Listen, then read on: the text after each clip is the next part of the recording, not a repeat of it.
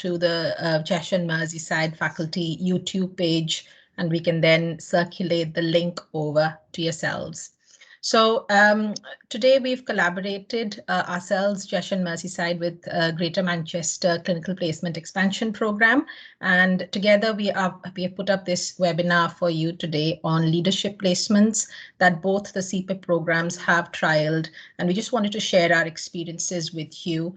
We also have a couple of our learners today who are on placement with us, so it'll be fantastic to listen to them as well. I just want to request to everyone to please keep yourselves on mute if that's okay, but we're hoping that we'll have time for plenty of discussion at the end of this. So just some introductions to start with. So I'm Nisha. I am Cheshire and Merseyside AHP faculty lead and have also led on the clinical placement expansion program for Cheshire and Mersey with my colleague who will come in next. So Charlotte, would you like to introduce yourself? Yeah. I'm Charlotte. I'm the project manager for the clinical placement expansion program for the Cheshire and Merseyside AHP faculty. I'll let Jane introduce herself. Hi, I'm Jane Hall. I'm one of the two leads for the AHP CPEP project within Greater Manchester. Hi everyone, I'm Laura Hammond and I too am one of the CPEP leads for Greater Manchester. Thanks for that. So quickly, we just want to point out on that slide to you about our Twitter handles as well. So throughout this, we will be tweeting, but feel free to give us a follow. We do post out stuff around what we've been doing in the projects on Twitter as well. So let's move on to the next slide, if that's okay. So just a bit of housekeeping very quickly. As I said, please keep yourselves on mute, and we will be recording this and posting it on our YouTube page. We'll circulate the link as well. At the end of this, we hope to have an interactive discussion via Jamboard and take open questions as well. The whole idea of today really is to introduce the concept and our experiences of leadership placements in practice education. We hope to do a bit of myth busting and then give you examples of the two models that between us, Cheshire and Mersey and Greater Manchester have trialed. And as I said, at the end, we'll have a little Jamboard discussion and hopefully some top tips to take away as well. Next slide, please. Thank you. So just a quick one. We've picked up this definition of leadership from the Health Education England Leadership Guide for Placements that they have recently put on. And in the next slide, we'll show you the link for that. But wanted to stress that leadership is part of our jobs. There is no... Sorry, can I just request that colleagues keep themselves on mute if that's okay? So as I was saying, leadership is now, you know, it's a very integral part of our roles, irrespective of where we are in the hierarchy of things. And this is what we wanted to bring forth in these leadership placements. As you also know, it's one of the pillars for the HEE Multi-Professional Advanced Practice Framework, and it's sort of embedded in the AHP curricula across universities. So these placements were really about that aspect of our working life with regards to leadership development. Next slide, please. So what is a leadership placement? So basically, it's a practice-based learning experience which enables development of those leadership skills. And the learner can be placed with anyone who is in a sort of a leadership role, be it a clinical educator, a team lead, clinical lead, ops manager, lead AHP, etc., etc. In our case, it was the CPEP program managers who the learners were placed with. In the models that we used, we had both a completely non-clinical virtual placement, but also there was a model where we tried a hybrid placement where the learner was, say, 3 days with a clinical team, face-to-face patient care, and then a couple of days in the week, they would do some sort of service improvement project that was linked to that clinical area. I guess what I want to stress here is these are the models that we used, but as an introduction for yourselves to these sort of placements, it is not essential that in the first go you start off by offering a fully virtual non-clinical leadership placement or have to have 2 days here, 3 days there. It might be that today you take away just a few elements of those leadership placements to start embedding within your traditional placements, so to speak. So it could be considering what different activity could that learner complete, even for a day or maybe a few hours even. So this is really just hopefully to inspire you to think a bit, to embed the leadership element within your placements, really. So that's what today is going to be about. Next slide, please. So just to give you a few links, we will circulate the slides, but there is that new Health Education England video around practice-based learning, and it talks about the alternative sort of models and approaches to placements and why these are important. It's because our workforce is changing. It's because the needs of the population is changing, and therefore practice education needs to adapt to that. So it's about a 3-minute video that you can watch when we circulate the slides. There's also the HEE quick guide to practice-based learning for students in leadership, and it's a really handy guide that you can access quite easily if you click on that link. And it gives you tips again, a bit like what we are doing, but in one place, so to speak. There's also, we'll talk about this in the next few slides, but HCPC and professional bodies support these sort of elements within placements. So if there is any concerns around, oh, are these sort of activities counted within practice-based learning, or what my professional body might feel, there is enough material out there now to say that there is a lot of support. And so these placements have happened nationally. It's not just something that's happened in this region, so to speak. Next slide, please. So I'm just going to hand over to Jane now. Hi. So within our CPEP project in Greater Manchester, we're quite well into it now, and some of our early conversations when we started to talk about project-based or leadership placements or anything that was non-patient facing, we had a lot of similar conversations and concerns. So we just wanted to do a little bit of myth busting and just sort of some of the common questions you might have at the moment to set the scene. The first question is always about clinical hours, and that anything that's not patient facing won't count towards placement minimum clinical hours, and it absolutely does count. I think the terminology here doesn't really do us any favours. I suppose clinical, it doesn't have to just mean patient. We need to redefine what clinical practice is within the scope of learning. The new terminology that's being promoted is practice-based learning, so that even that phrase gives the flexibility to include more non-traditional experiences and settings, and it's, you know, all part of this culture change of the way we look at undergraduate education.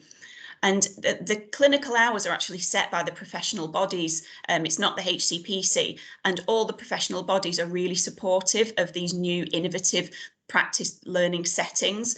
Those of you who are physios might have seen lots of literature within your frontline magazines, and I know that the Royal College of OT has a lot of information on their website as well. So it's really being promoted by professional bodies. The next is about marking schemes, and you know, where some of the marking schemes have very specific wording about patient interaction. How do you break away from that? It's just about being flexible, and again, the HCPC have a statement that says that they are open to assessment and marking of practice-based learning across a range of practice settings. We collaborated a lot with the universities that sent out our students, and they were really supportive of being flexible. So where it says in the scheme's assessment of a patient, you could translate that to gathering information and creating an action plan. Where it talks about evaluating treatment techniques, you can switch that to data analysis and formulating next steps of a project. and the MDT, engagement becomes stakeholder engagement. It's just about marking the process rather than actually being strict to the wording. And all the universities I've spoken to and HEI representatives are supportive of that.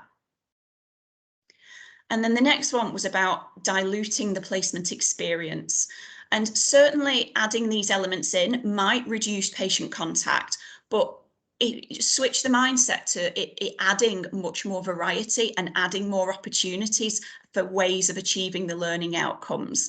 The placement experience profile will be monitored by the university. So as long as you're clear about what your environment is offering, the university have a role to make sure that that learner throughout their course has a range of experiences, and it won't just be, too heavy on, multiple leadership placements. And so next, we lead into exactly what our setup was within CPEP. We thought it was time to practice what we were preaching and actually go ahead and do it. And actually, that was never the intention at the beginning of CPEP, but it added so much richness and credibility to our roles because we could really relate and talk about our experiences. So our setups between Cheshire and Merseyside and Greater Manchester were very similar, actually. So 2 project leads in each area. So if you'd really been strict about it, it was a 2-to-2 model, but we very much worked as a team of 4.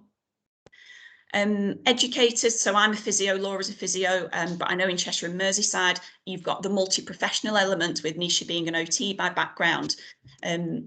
And then the hours that we worked as educators were slightly different. So we just wanted to make that clear there. The physio learners we had were from a mixture of universities, but we all used the same assessment criteria. And like Nisha said earlier, some of their placements were 100% leadership and some were a hybrid split of still being in clinical practice in an MSK setting, whereas ours in GM were fully leadership. They were completely virtual. There was no patient interaction at all within those. So this, I know it looks like quite a busy slide, and the intention here is for you to maybe look back over it afterwards to get ideas, but it just separates the elements that to think about if you're going to be setting this kind of placement or these kind of activities up. So beforehand, because it was a completely new area, we had to do a local audit form, and we linked in with our PEF to do that, just to say exactly what the experience would be. We did have to set up new PAR accounts, planning the dates, because obviously we're quite a small team. We had to, plan the dates with annual leave, and that was all flexible with the uni. We did have to create a unique induction pack to explain what CPEP is, prepare the learners for what they were going to be doing and a bit of background. We shared with them resources to prepare. With our first learners, they actually requested a face-to-face meeting before the first day, so we were able to accommodate that. And to support the remote working element, we looked to our trust's remote working policy and used our IT colleagues to get accounts and support that remote working. And we didn't need any extra resources. The students were able to use their own laptops and their own university accounts most of the time. So the actual activities, we made it really relatable to the CPEP project. So we actually got them to answer our interview question as one of their first tasks as a presentation task. So what is CPEP? How would you deliver it? How would you ensure sustainability? We really focused on the SWOC and the PDPs and weekly reflection. So very regular evaluation of their skills and looking ahead to the next week. They did surveys for us, they did e-learning on QI, methodology, time management, and they produced guides to do with the principles of expansion that we were looking at, TEX and synergy, and got involved in all of our objectives they had a role in. From a supervision point of view, we did meet them face-to-face on the first day for their midway and for their final way. But on a day-to-day basis, we had a 9 o'clock check-in where we just structured what's the tasks for the day, how did you do yesterday? And then we did meet individually as one-to-ones, because we did have one particular educator marking the learner. We had a WhatsApp group, which was just for additional, support, quick questions, that kind of thing. And we definitely tried to have the mindset of coaching conversations and really built on that peer learning by having the 2 learners together. And then for the assessment, it's just like I've said before, we were just really flexible and open. We worked alongside our university colleagues, and we just really tried to mark the processes that they were doing and the quality of the work. And you know, you're not going into work. Oh, I think somebody's not Right. on mute. Yes, please. Joined. That's fine. Put yourselves on mute. Yeah, Jane, I've muted everyone. So if you want to unmute yourself and speak, that would be great. Thank you. Thank you. And yeah, assessment. I mean, I've talked about that already, but just for example, you know, the learning outcome in physio that talks about documentation, you might just think it's to do with patient notes, but we were reviewing their emails and introductions, their activity on Twitter, the adaptability of their PowerPoint slides and the resources that they produced. Now, the next slide, we obviously don't have our learners on placements at the moment. Ours are all off on the summer break, but this was a great slide to put together, and these are all our learners that we've had on placements. So I believe that the sound bites aren't working on Charlotte's version, so I'm just going to put my sound on and share, because who better to talk about these experiences than the learners themselves. So let me know when that shows full screen. Ooh. I thought I had this all prepared in the background. Right. Maybe if I stop sharing and then reshare, I'll try it one more time.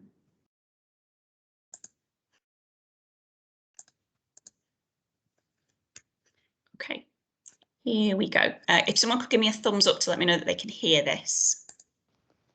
Hello, my name's Nathan, and my very first placement was with Jane and Laura within the Clinical Placement Expansion Project. I was one of the very first students to experience this kind of placement, and that meant that not only was this a brand new concept for me, but it was also one for the CPEP team too. Having a non-patient facing placement as my very first learning environment was not something that I had predicted or expected. However, it allowed me to work on skills and develop certain attributes that other learning environments may not have been able to accommodate. Both Laura and Jane provided a learning experience that focused on developing my leadership skills. For 5 weeks, we worked on soft skills, communication, delegation, project management, public speaking, and many other attributes. Following this placement and moving on to other learning environments, people have asked me multiple times whether I miss the clinical hours in front of patients that other students had been subject to. Now, I honestly don't know whether this would have superseded me into a position further than I am now. However, I can confidently say that because of the Clinical Placement Expansion Project, I took with me a toolkit full of skills that I had forged, developed, and refined during my time there. These skills gave me the confidence to stand up and present to an audience on both placements that followed, one online and one in person. And this toolkit allowed me to speak to patients and their families clearly and concisely. It allowed me to chip into team meetings at the start of the day and delegate jobs to people following it. It provided reassurance that I have the ability to perform under pressure and achieve a brilliant result when I set a goal for the future. Hi, I'm Laura. I'm a physiotherapy student at the University of Salford, and I've just completed my 2nd year. So my leadership placement gave me new skills in public speaking, in researching and in confidence building in new areas that I wouldn't have typically covered in a patient-facing placement. I've grown personally in self-confidence, the belief in my own abilities, and I've realised that I can put my mind to new experiences and can enjoy the different aspects of a non-clinical placement. If I had to summarise in 3 words, I would say embrace the change. Hi everyone, it's Rayon here. The CPEP placement was actually the first placement that I completed, which was beneficial because it set the tone for me moving forward. Especially after being able to build a relationship with Jane and Laura, we were able to then get a better idea of what the expectations of students were on placements, and even just ask them, was there anything that they had seen previously done by students that had particularly impressed them that we could then take forward as well. For me, I think the main one was time management and organization, and learning about task prioritization and putting in place an actual structure for my week so that I followed along with it. which my educators have since commented on about my end of week evaluations and week plans and things. In terms of missing out on patient facing time, I wouldn't, it didn't concern me because I have found that since each learning environment can be so different that you're almost learning those bits and pieces all over again, especially when you're moving trusts. But no, I don't currently feel like I'm behind anyone on patient facing time. Okay. Right, and I'll now hand back to Charlotte and Nisha for their experiences.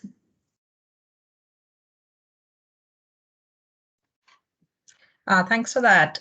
So again, apologies for this very busy slide, but what we wanted to share with you was we had a similar model to Jane and Laura's that Jane just described to you, where it was 100% virtual leadership placement. And then we tried a second set of students from MMU where it was a split placement. So this one was where 3 days they were with the physio MSK outpatient team. And then 2 days at the end of the week, they were with the faculty and the CPEP program. They completed projects which were linking back to that clinical placement, the face-to-face one that they were completing at the beginning of the week. But what we've done here is we've put together everything we did with all our students, be it completely virtual or or hybrid, just to give you an idea of the activities really that we undertook. So in terms of pre-placement prep, it was very similar to what Jane's described in terms of establishing and auditing the placement, but then getting it on par with the par number and the rest of it. For that, obviously linked in with our PEF team. We also decided on what would be the overall learning outcomes from this placement as part of that. And we came up with things such as looking at quality improvement, looking at the wider picture of AHPs and their career pathways in Cheshire and Mersey. We also looked at, establishing a sort of understanding and awareness of the faculty as a wider piece of work as well. We also created a bespoke induction document for this placement because it was completely brand new. We established quite early on as to how we would share documents. We tried a number of things. So because it was virtual, we tried either OneDrive or Google Documents, and Google Documents seems to be working for us now because both Charlotte and I are from 2 different trusts on 2 different servers, and the students are on a completely different server as well. So it was trying to find something where we could share our documents live, so to speak. We very much went with a timetable sort of a format where the learner would make their own timetable, but we provided a format that they could adapt if they needed to. We would provide dates of any faculty meetings, and then learners were managing their own diaries independently. So for example, both Charlotte and I don't work on a Monday, and it was very much for them to decide what are the activities that they would take, do on a Monday and log them on their timetable, so to speak. They used their own devices that they had, laptops. We didn't have to issue anything from the trust. Obviously, we went through sort of, working from home and information governance policies in the induction week. We also spoke about agile working principles. So we were quite flexible with if they needed to take a few hours off in the morning and then made up, say, later in the afternoon, that was fine with us, as long as they were in charge of their hours, so to speak. So it was very much treating them like adult independent learners, so to speak. We completed a SWOT analysis in that week 1. And as Jane's alluded to, I'm an OT and Charlotte's a physio, and we were managing physio students. So it was very much multi-professional sort of supervision that we were providing as well. Those learning activities and tasks, they were very similar to what Jane and Laura undertook. It was around, providing that opportunity to do a presentation at the end of the placement, lots of surveys, but gathering information also via semi-structured interviews with stakeholders, also leadership style surveys with the faculty members. What we did though initially was we created a menu of activities for the learners to choose from. And we came up with a menu of activities based on things that we needed to get done. So these weren't activities that we invented just for our learners. They were very much the jobs that we in the faculty needed to do to further the work of the faculty. So we put them all down into sort of a menu and said, right, which one speaks to you? And you decide what you want to pick up and do within the time frame you have on placement. We also did things like picked out some leadership videos from like TED Talks and YouTube and sort of embedded them within those weeks of learning. So we did a tutorial as well on, say, quality improvement. There's also modules out there on websites like QI Hikers, which are freely available. They can be done in 2.5 hours. So that would provide some theoretical base. So we'd be happy to share that with you as well. There's also an option around if the students were there for a longer time, they can complete the 6-week Edward Jenner leadership program as well. What else did we do? Yeah, we gave them an opportunity for a lot of public speaking in meetings. And also with our first set of students, we had a mock interview that we conducted with them that they had requested. So we did a bit of prep around what to look in job descriptions and person specs, and what to expect in terms of questions, and actually then put a panel together for them to be interviewed in a mock situation. And they fed back that they took loads away from that experience as well. We felt that all the activities, especially the first time around, were around co-production of the placement. So we were almost kind of producing the placement with ideas from our learners. So they refined, for example, our induction pack. And they continue to do that by telling us, oh, this is better placed here, or we need a glossary. So they made this whole glossary of all the jargon that we use in the faculty world, in the HEE world, and put it together in our induction pack. So it was very much, the activities were very much to help us to do our job. And not invented just because we had students on placement. In terms of supervision and mentoring, very similar to what Jane said, we tend to catch up as well every morning, and it just helps to assist with planning. We also put in some optional catch-ups in the day as well, but they can be cancelled at the last minute if not needed. There's a lot of time for peer support. And we encourage that throughout the placement to say they are each other's support, really. We've also stressed quite a lot that the weekly timetable needs to have time for reflection, because we found that when in clinical placements, when I've offered clinical placements, I expected my learners to almost sometimes go away and do the reflection in their own time. But this was about managing work-life balance. So it was kind of stressing that that reflection time needs to be built in within the timetable and not outside of work hours. We also used the WhatsApp group, some teaching modules. And one of the other things we did was link in with leadership placements in other areas. So we kept in touch with, for example, Jane and Laura, or our colleagues over at Lancashire, South Cumbria now, who may have learners on placements there, and kind of made a network of support for the students to learn from each other and get that informal peer support as well.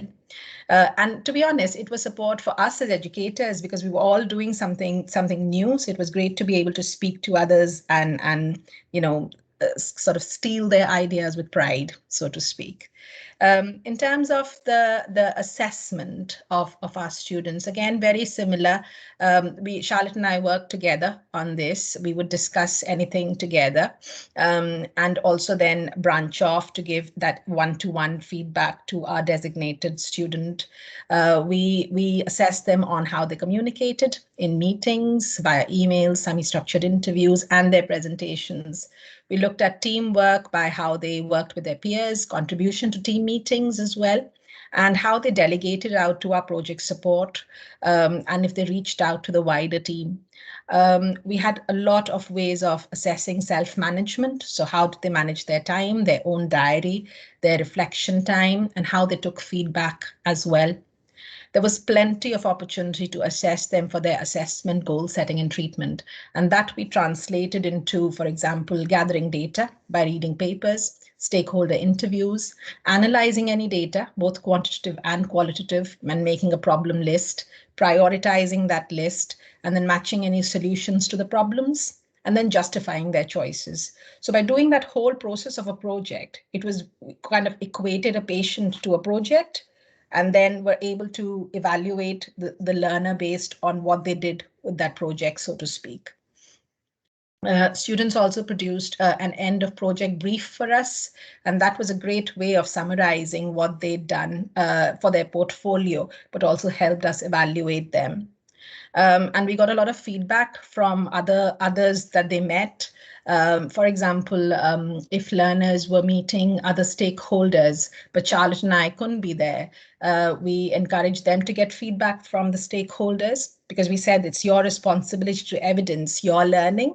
So it wasn't a case of Charlotte and I chasing others to say, how did X do or how did Y do? So it was very much putting the onus back on the learner to get that feedback and evidence their learning to us. So yeah, these slides will be shared, but yeah, that was just a gist of what we tried to do. So we tried to also get some feedback from our learners, and both Callum and Ellie, who've just left placement, they're now on a different placement. They couldn't be here, but we've picked out these comments from their reflections they shared with us that you can have a look at. So that one's Callum, and he because this was his sort of penultimate placement, he was looking at what he needs in terms of a band 5 role. He was applying for jobs, and it was very much around those softer skills and how he would take that when he is fully qualified. And the next slide was from Ellie. And Ellie sort of talked about working from home and that sort of aspect around what she found were the benefits and drawbacks, but then what helped as well. So a lot of learners have fed back around the virtual side of things, that, you know, switching off after work is quite tricky, but then it's about then putting those boundaries in place to make sure that you do switch off. And Ellie's commented as well on, you know, what helped was those regular meetings, even though it was virtual in nature, but have those regular one-to-one or peer support, or as a group, we met quite a lot as well. So those will be shared with you. You can have a look at it in your own time. But I now want to introduce you to the learners we have on placement who are here with us today. So Millie and Rex are on placement at the minute from University of Liverpool with Cheshire and Merseyside HP faculty. So I invite you both to share your thoughts on how you're getting on so far. Thank you. Hi, so I'm Millie. I'm in my final year at Liverpool. This is our elective placement. So we've been with Nisha and Charlotte for 2 weeks now. And when we first got the leadership placement, we weren't really too sure about what we would be doing and how it would be laid out. But actually, we've really enjoyed it. So sort of talking about the key things that we've really been doing, a lot of sitting in meetings and seeing the behind the scenes aspect of leadership roles in the AHP world. I think when you're a student, you don't really get that opportunity to see, you know, the top down view of how services are run, and by having that awareness, it'll make us better practitioners in the future. We have a lot of time, like Nisha said, to do our own reading around our leadership style and developing that self-awareness so that we can create plans to improve ourselves. And so that's been really good. And then our final thing that we've been doing is our project. So we're doing a project about the awareness of these leadership placements, since for us, we didn't know about them. So it seems quite personal. If it would help us, it will help others.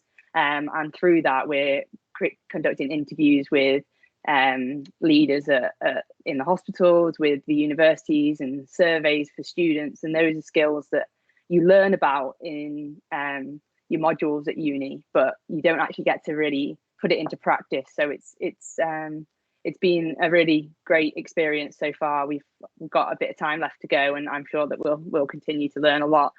So Rex is just going to talk to you a little bit about what's the benefits and the challenges that we faced so far. Yeah, hi everyone, I'm Rex, and same as Millie, I'm a third-year physio student at University of Liverpool. So although this is just our week 2 of the leadership placement, but we have been given a lot of opportunities to develop ourselves. So the first one is about time management. I mean, obviously the leadership placement is quite difficult and quite different from normal clinical placement. We have to create our own timetables and do forward planning and to make sure we can get the job done before on time. And so far we are able to manage the schedule and our workload. And part of our placement is about doing a project to investigate the baseline understanding of leadership placement. So with different stakeholders, by doing this, we have to carry out interviews and sending out surveys to the students. And this helps us to build our confidence and further develop our problem-solving abilities. And our educator also provide one-to-one supervisions and the QI training with us so that we can apply the 4-step strategies, which are the plan, do, study, and act into our project. The last thing is about networking, which we have been given a lot of opportunities to attend different meetings via the Microsoft Teams, and we can listen to different healthcare providers' opinions, and it helps us to decide our project direction as well. But at the same time, I mean, we have came across several challenges as well. So, for example, the first one, flexible working sometimes could be quite tricky and challenging as we are working from home. I mean, the comfort environment sometimes could slow down our productivity and end up with spending extra time on working. And that's why maintaining the balance between working and your own time is important. And since the leadership placement is quite new to us and we don't exactly know what are we going to do or to achieve in this placement at the very beginning due to lack of information, but also to decide and to complete a realistic project in a short period of time is quite challenging as well. But again, I mean, our educator provide a lot of supports to us, and for example, the induction packs, and just to point out in the right direction for our project. And the last challenge so far is about just to give a presentation in front of a group of people, which we haven't been trying to do this before. So it is, I mean, it is a new challenge for everyone, for both of us, but it is also a valuable experience. Yeah, and I just pass the time to Nisha. Yeah. Thank you, Rex and Millie. So when we asked them to do this in their second week, we were throwing them at the deep end, but they took that challenge and embraced it. So thanks for that, guys. Really appreciate that. Okay, so I think we've done a lot of talking, and now it's time to make this a bit more interactive, like we promised. We've got about 20 minutes to go, and we'd like to use the next sort of maybe 5-6 minutes. We'll put this Jamboard link in the chat, and then we'd encourage you to start thinking about what activities do you think your learner could do whilst on placement to develop their leadership capabilities? And as it says there, think big and think creative. So bear with me while I just copy that link into our chat box.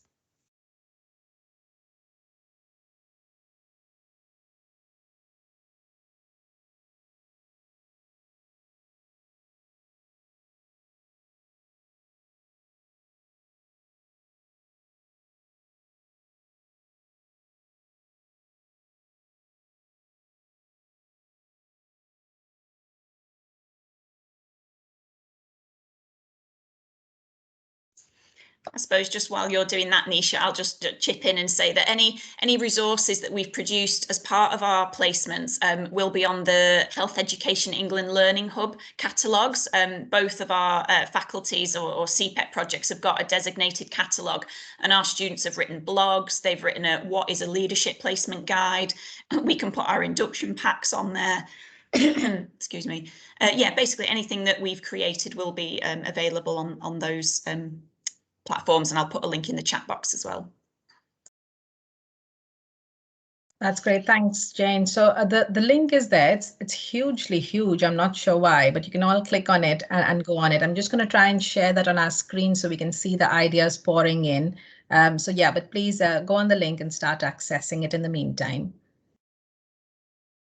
I just commenting, I noticed Laura's written in the box around like these are exciting projects and placements, and I think, you know, that's really hit the nail on the head, that's the way we should look at it. And I think Jane, you mentioned around it being, you know, adding something, not taking it away. So, you know, if you take physio, for example, if they have 6 placements over the course of their, you know, training, and, you know, 5 of them are clinical and you have 1 leadership as opposed to 6 clinical one, that's going to really make that person stand out. So this is just all about changing that mindset to not what people may lose from it being not clinical, to what they'll gain from it being it's something different and different experiences, which will just make and enhance their learning and experiences. So yeah, we think they're really exciting, and hopefully people will keep going and keep doing them. Yeah, absolutely agree, Laura. Absolutely. It's about changing that mindset and recognizing that leadership is very much part of what we do now, irrespective of, you know, where we are in the organization. So it's great to see all these ideas pouring in, guys. Keep going. And for the ones who are new to Jamboard, on your screen on the toolbar on the left, you have a sticky note option. You just use that and put some ideas in, and it should show up.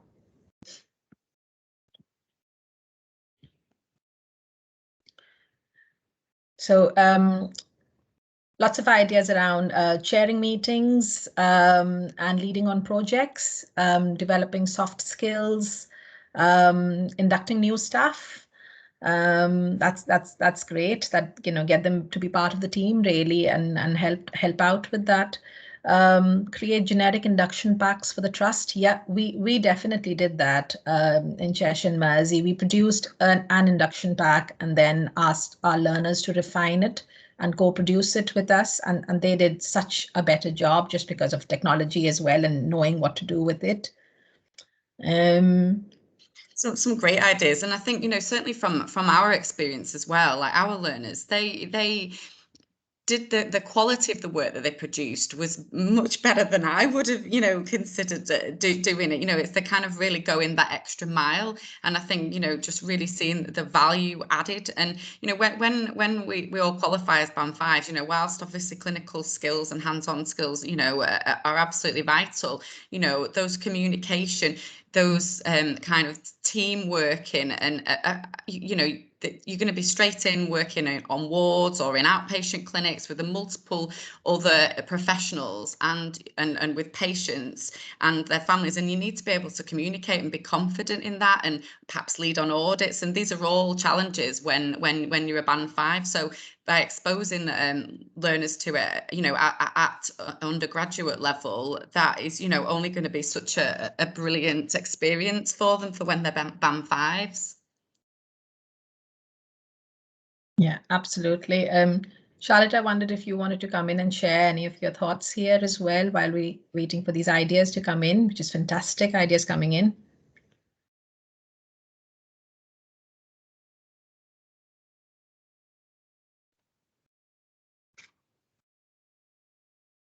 Are you there, Charlotte? Oh, I just saw them for a second that she was leaving. Ah, right. Might be some tech issues. Yeah, as usual, with the virtual side of working. But this is fantastic. So I'm just going to try and pick out a few as well. All are fab. But just to say, you know, it says about updating competencies in preceptorship pack. There's a few there around training videos as well. And interestingly, one of the things we did in Cheshire and Mersey was we created a few videos as part of the clinical placement expansion, and our learners got involved in designing the script with us. In actually, there's a video in which a few of our learners are actually in the video as well. So that's a great idea as well. Is there any that stick out for you, Jane and Laura, from that list? Charlotte's back.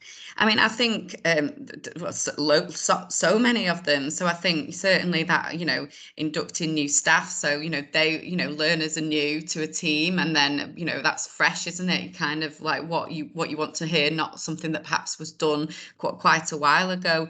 Quality improvement is sticking out. That, you know, that's absolutely something that I feel quite passionately about, that, you know, we need to be you know, giving opportunities to learn about quality improvement to our learners, because most trusts will have it as a core, a part of their agenda, and want, you know, their staff to engage in quality improvement in organisations. Yeah, Charlotte, I think you're back, aren't you? Yeah, just wanted to see if you wanted to share any of your thoughts at this point, Charlotte, about our experience. I'm going to say with the blended approach to placements, what was really helpful was finding that topic that connected the two teams, because otherwise it meant that for the student, it felt like kind of like they were on two different placements, and then they're doing lots of workloads, lots of reflections, that kind of stuff. So it needed to be something that links the two areas quite closely, so it didn't feel like that for the students. But then also with the two different educators, so for us and the faculty and then the MSK educators, it meant that we both had the ability to support in either area. Whereas if it was just a completely non-clinical topic that didn't relate to the MSK team, for example, the MSK educators wouldn't perhaps have been able to provide any support, because they wouldn't have felt like they had the knowledge to support the student in that area. Yeah, I suppose I just want to say that it doesn't have to be the finished project or finished product the first time you do it. The biggest learning curve has been when we actually have the learners with us and being collaborative and just being open and saying, look, we're figuring this out as we go along as well, and learning each time, building on that experience. So you can start small and then scale it up. So my biggest tip would be go for it, and you'll learn as you go along. Yeah, I can vouch for that as well. I think the first time we had those learners, it was very much us learning from them and kind of, as we said, co-producing that placement. And they were fantastic with giving us ideas on how to do that. And every time we've done that, it's just got a bit easier, so to speak. And we've made tweaks as we've gone along. So we've almost applied that quality improvement sort of thing to the placement itself, and done like a PDSA almost every time we've gone along with it to make it slightly better, hopefully. I mean, Rex and Millie are here. They might have something to say on that, but yeah, it definitely got easier as we've gone along it. Yeah, I'd say as well that it's quite nice. As a student on this placement, we've had a big say in how we want the placement to run, what we want to learn, what we want to do, and working with Charlotte and Nisha to like suit our own needs. So that's like something that's a bit more unique, because when you're on a clinical placement, it can often feel like you're just kind of going with the normal routine of the department, whereas this, we get a lot more sort of autonomy, I guess, over what we're doing and how we want to do it. So it's been really great. Thanks, guys. This is fantastic. I mean, I'm going to leave this link open, obviously, for people to add into. I'll stop sharing for a second, but all those ideas are absolutely fantastic. You know, and this Jamboard will stay open, and you can look into it for those ideas. We'd obviously circulate the slides as well, but we just wanted to take the last sort of 10 minutes to open up the floor for people to raise their hand and ask a question, any open-ended question about sort of leadership placements. So yeah, the floor is yours, really. Sarah? Hi, good morning. I just wanted to reiterate really that what you four have done already, because we've taken, we're on week 4 now of our leadership placements here at ELHT, and I think one of the biggest things as well to add is how much we're actually learning from it as well as clinical educators. So actually, you know, you're giving things for students to obviously experience, but I think we're experiencing loads as well. So I think that's really important to take away as well. Thanks, Sarah. So, Sarah, do you want to just introduce yourself as well, so others have a bit of context to your role? Yes, of course. So I'm Sarah Unthank. I'm currently leading the CPEP program for ELHT, and I'm currently taking on 2 students with my colleague who's an AHP PEF And we decided to sort of follow on from what Jane and yourselves have been doing with your leadership placements, and so far it's been very successful. I think they seem to be enjoying it, and well, that's what they're telling us. And I think they've already met this week with Millie and Rex, which they've already fed back and explained how well that went. So well done, guys. Thanks, Sarah. Would anyone else like to share their thoughts? Well, one thing I would just want to add as well is just how important the peer aspect of it is. So I think we've all taken 2. So I don't think any of us have declared saying, you know, it's 2 to 1. We know it's 2 to 2. So we're not necessarily saying it's that kind of 2 to 1, 3 to 1 model. But what we are embracing is some of the synergy and CLIP principles around peer supervision. And I think certainly I know all of our learners would say if they had been on their own on it, that it perhaps wouldn't have quite been an experience. So, you know, again, if you were considering leadership or any kind of element, I would say, you know, having multiple learners out at the same time and the value of them learning from each other and creating kind of a network between them would be really well advised. Thanks for that, Laura. Just looking at the chat box while people might be gathering their thoughts. So yes, we will circulate the meeting recording. As I said, it'll be on our YouTube link. I think somebody's asked about the slides, etc. So we will be doing that. But loads of nice comments from all of you as well, and very supportive for our learners as well, which is fantastic to see. I think Jane, you've put something around your templates for placements for next academic year. Jane, would you like to come in and talk about it from an HEI point of view? Yeah, I can do. Hi, guys. Yeah, I mean, I think we all agree, don't we, that these placements, I don't know how much we would have jumped on the opportunities had it not been for the shortfall, but I think it's been one of the benefits really that you know, that students have got to experience this, and they've been really successful. I think we've had students with all of you, and the feedback's been amazing, and I think it's been such a good learning curve for everybody. And I think what you've done in going from, yeah, we'll have students, to then developing these placements has been it's been fantastic. So thank you everyone, because I think you've all done such a good job, and you've just kind of, you know, taken it to places where I didn't really know what to expect from a leadership placement when we first sent students to Jane and Laura, and it's been really, really good, and you can see the benefits. And I think what I'm really hope for is that this is going to become part of the normal placement allocation. Now I know that, you know, some of the sort of CPEP contracts and stuff aren't sort of ongoing, but obviously what we're really keen to do is embed leadership placements into the normal allocation, and I'm not quite sure what, you know, how that's gonna work going forward. But obviously the templates are all kind of with trusts and coming back to the HEIs at the moment with the usual allocations on. And I just think it'd be a, you know, really good thing to have the leadership placements on those templates, so that we can, you know, continue to benefit from leadership opportunities in the future. But I'm not really sure how that will happen, but hopefully you lot will. I think, Jane, probably a lot of it will come from the PEP teams, like speaking to people in these particular type of AHP leadership roles and being like, this is a type of placement model that exists. Do you think that's something you could offer? And then I think it just needs like one person to say yes, and then the rest will follow suit within an organisation. So we've set up a group of toolkit champions to like carry on our work and share our strategies within the organisations in Cheshire and Merseyside.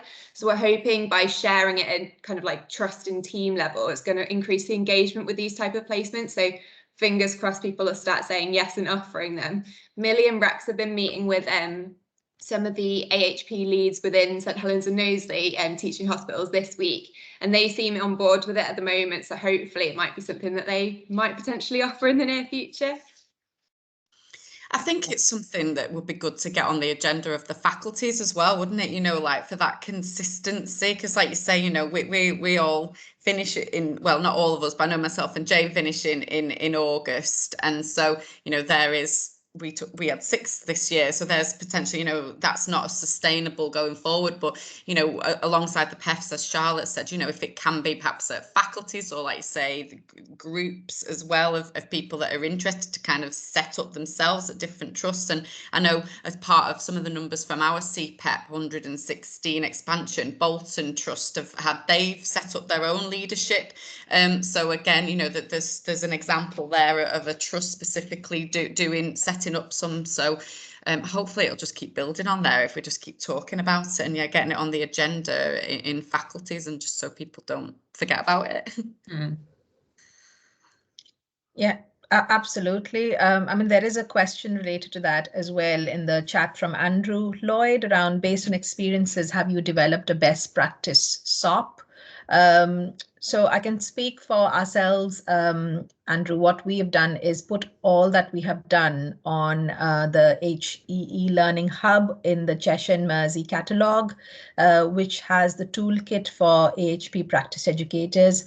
It has a section on leadership placements, and we've tried to collect all the resources out there and put it in one place for people to go to and have a look at. And we'll do the same with sort of like today's presentation.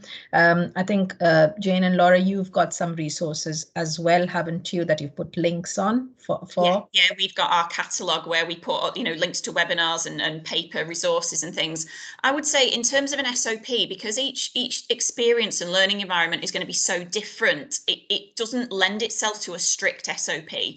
But there are some common principles, and I think the way that we structured that box went about a setup. So consider your assessment, your pre-placement activities. What are your building blocks? You know, who have you got around you? What spoke opportunities and resources are within your trust, and build on those. But an SOP, I think there's a danger of it being a bit too restrictive. But there are some common principles to build this kind of learning environment for sure.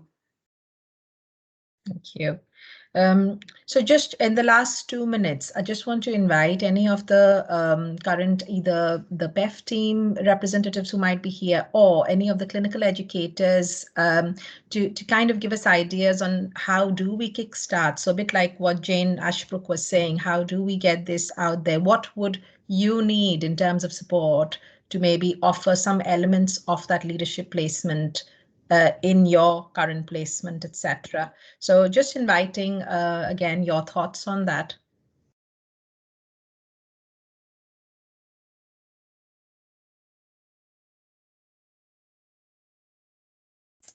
I think we might have given everyone too many ideas to think about. Oh, sorry, there is a hand actually. Oh, there we have. Christine, would you like to come in? I'll just get my mic in the right position. Yeah, I think the problem with things that get going is the sustainability, and it's how you know, with what you said, how you're going to sustain this, and it's about buy-in from, you know, particular teams that are not generally what we call a placement. And also I think we have to bear in mind about the clinical skills that learners need to develop at the same time. I think a blended approach is a good option, because you can link the learning between the competencies, clinical practice, and the leadership elements as well. Just that, those are personal thoughts, but it's about buy-in and having that guarantee that it'll continue to run across, you know, across trusts. Does that make sense?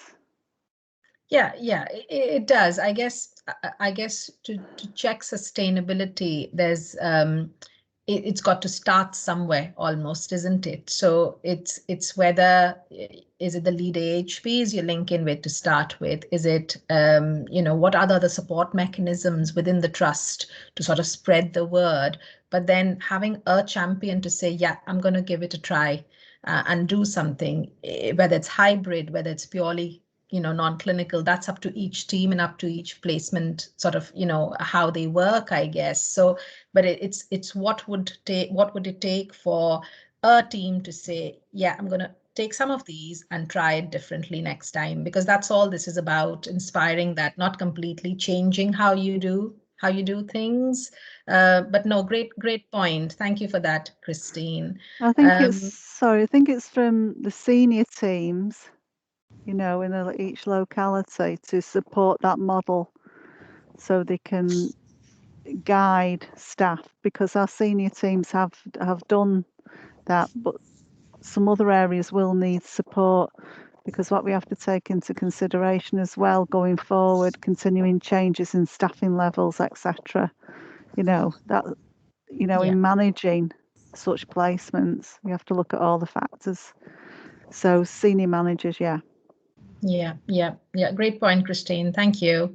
I've got a few more hands. I'll invite Sarah Dyson, please. Okay. Hi. I just wanted to say, I think the leadership placements are a really good idea.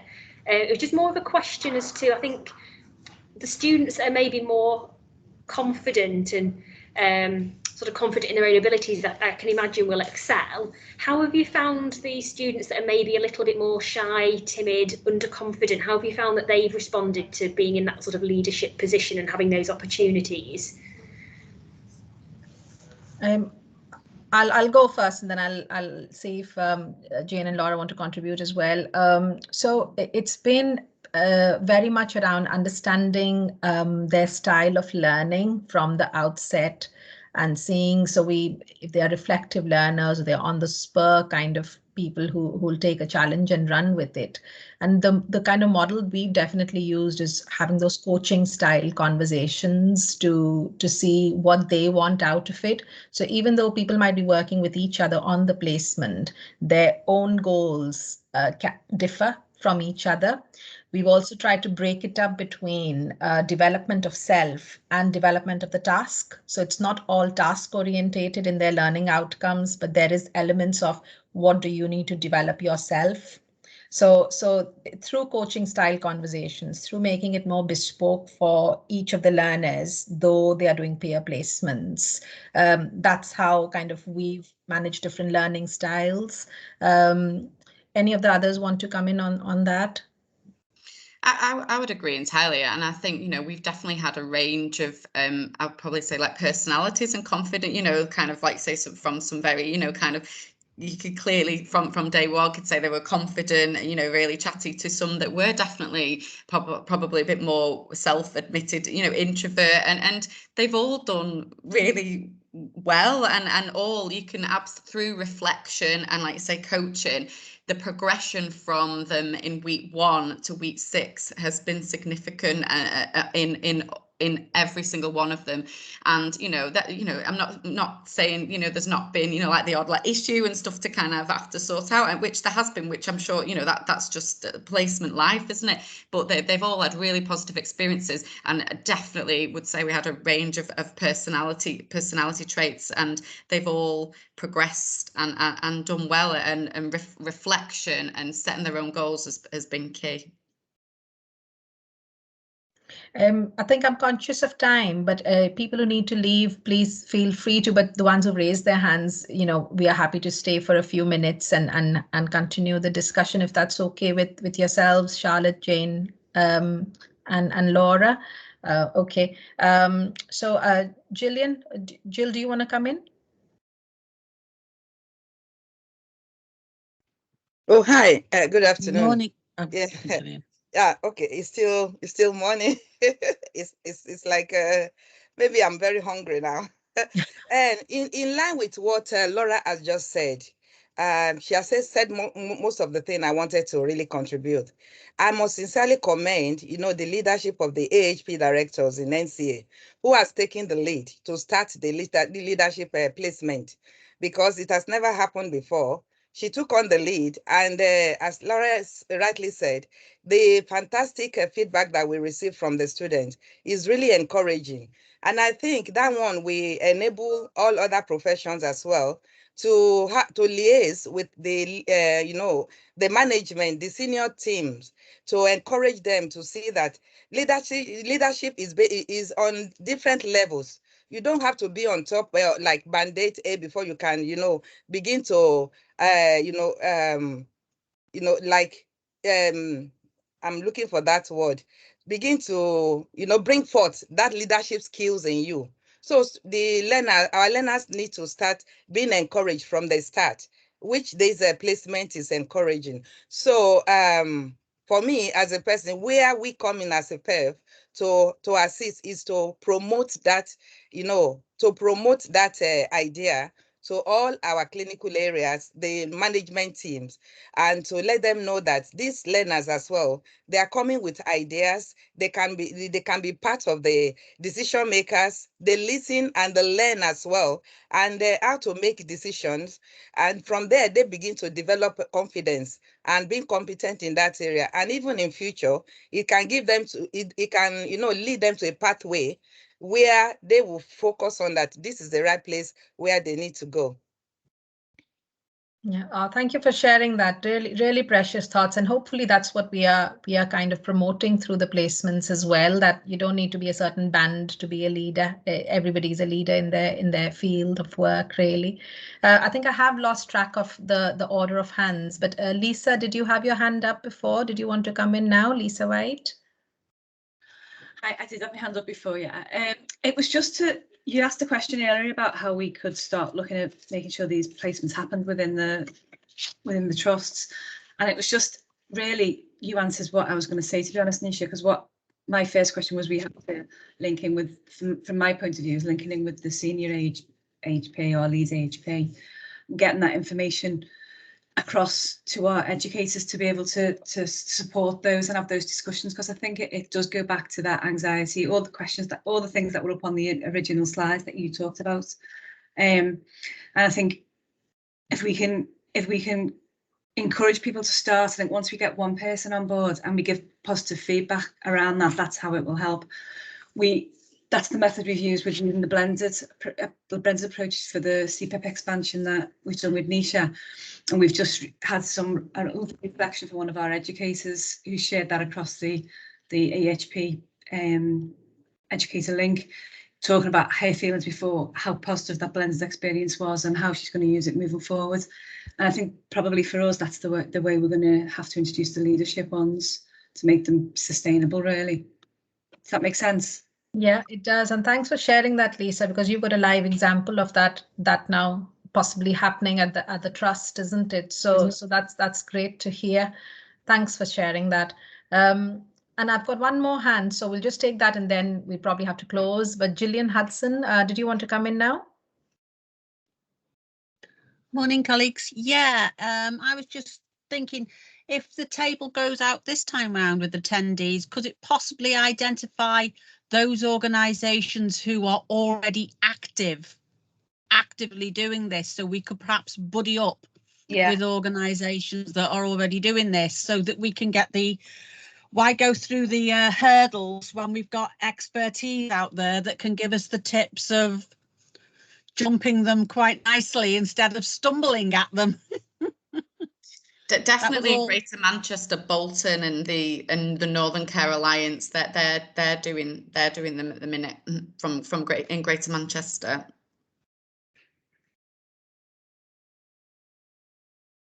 You're mute, Nisha. Sorry, talking to myself. I was just going to say we'll put all those resources as well for you on the Learning Hub as they emerge from these various teams. But that's a very interesting thought, Gillian. It might be that through the Toolkit Champions over here, Cheshire and Mersey, we build that network going forward. So yeah, hold that thought and please bring it to the Toolkit Champions meeting next time.